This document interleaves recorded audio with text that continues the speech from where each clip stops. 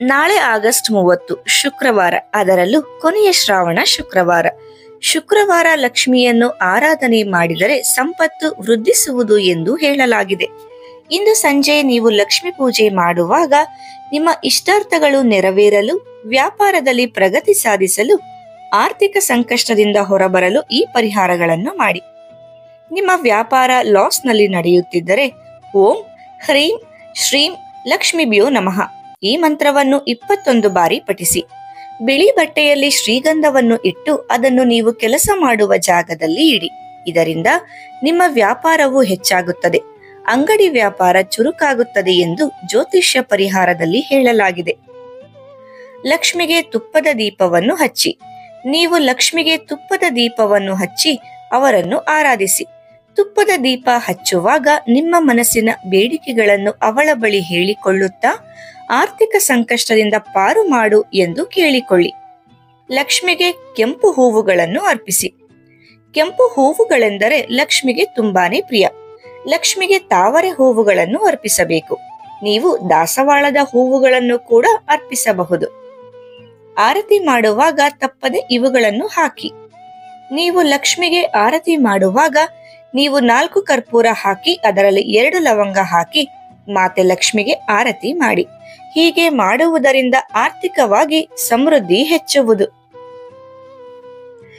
ಈ ದಿನ ಲಕ್ಷ್ಮಿಗೆ ಖೀರನ್ನು ಅರ್ಪಿಸಿ. ನಂತರ ಆ ಖೀರನ್ನು ಚಿಕ್ಕ ಹೆಣ್ಣು ಮಕ್ಕಳಿಗೆ ನೀಡಿ.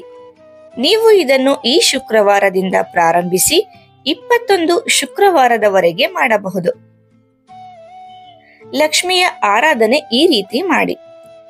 ನೀವು ಲಕ್ಷ್ಮಿ ಮೂರ್ತಿ ಅಥವಾ ಫೋಟೋವನ್ನು ಇಟ್ಟು ಅಲಂಕರಿಸಿ ದೇವಿಗೆ ಆಭರಣಗಳನ್ನು ಅರ್ಪಿಸಿ. ನೀರು ತುಂಬಿದ ಕಳಶವನ್ನು ಇಡಿ. ನಂತರ ಕಣ್ಣುಗಳನ್ನು ಮುಚ್ಚಿ ಲಕ್ಷ್ಮಿಯ ಧ್ಯಾನ ಮಾಡಿ. ಲಕ್ಷ್ಮಿ ಮಂತ್ರಗಳನ್ನು ಹೇಳಿ ನಂತರ ಆರತಿ ಬೆಳಗಿ ಪೂಜೆಯನ್ನು ಪೂರ್ಣಗೊಳಿಸಿ.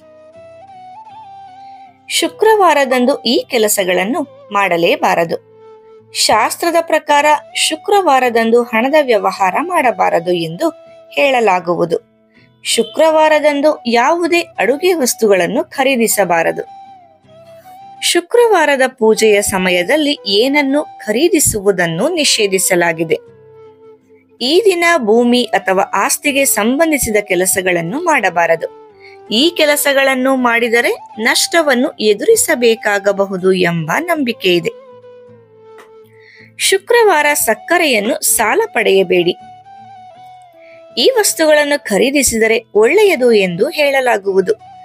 ಶುಕ್ರವಾರದಂದು ಸಂಗೀತ, ಅಲಂಕಾರ, ಸೌಂದರ್ಯ ಮತ್ತು ಕಲೆಗೆ ಸಂಬಂಧಿಸಿದ ವಸ್ತುಗಳನ್ನು ಖರೀದಿಸುವುದು ಶುಭ. ಈ ವಸ್ತುಗಳನ್ನು ಮನೆಗೆ ತಂದರೆ ಲಕ್ಷ್ಮೀ ದೇವಿಯ ವಿಶೇಷ ಆಶೀರ್ವಾದ ಸಿಗುತ್ತದೆ ಎಂದು ಹೇಳಲಾಗುವುದು. ಮಾಹಿತಿ ಇಷ್ಟ ಆದರೆ ಇನ್ಫಾರ್ಮೇಟಿವ್ ಕನ್ನಡ ಚಾನೆಲ್ ಅನ್ನು ಸಬ್ಸ್ಕ್ರೈಬ್ ಮಾಡಿ. ಧನ್ಯವಾದಗಳು.